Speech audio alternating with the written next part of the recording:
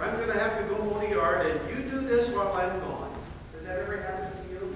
Sometimes it happens in school too, doesn't it? Where a teacher says, now here's the work I want you to do. I have to go to the principal's office. I'm going to be back. So you do this while I'm gone. And does everybody work and do it? Generally speaking, girls pretty much. Boys, not always. I can say that because I'm a boy and I know how boys are. Well, you know, today in our gospel lesson, Jesus is getting ready to go away. And the disciples don't realize it yet.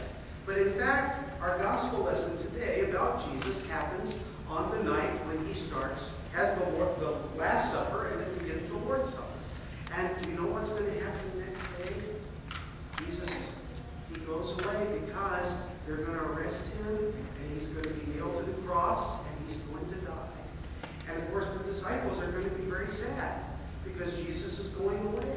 But he gives them certain things to do while he's gone, just like when your mom or your dad or your teacher say, I'm going to be gone for a little while, and this is what I want you to do. So there are actually several things, but the three things that I thought are really important about this particular words of Jesus are, he says, I want you to love me, and because you love me, keep my word. That means read the Bible and do it.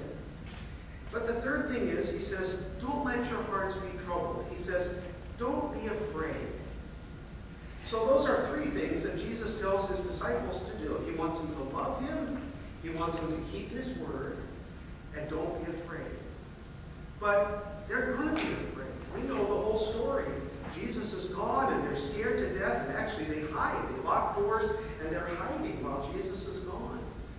But the reason that the disciples are able to not be afraid is because what happens after Good Friday and Jesus dies on the cross? What happens next? On Easter Sunday, Christ is risen. And we say that in the church, don't we? Jesus went away for a short period of time, but just like your mom and dad or your teacher, they come back, right?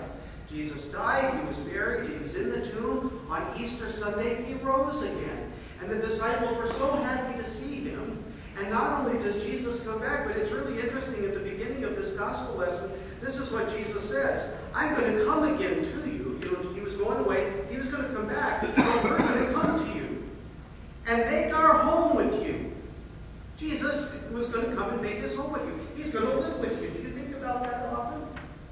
Yeah. It's important for us to remember that Jesus doesn't just come back into our world. He doesn't just float around in the ceiling, you know, watching out for the ceiling fan.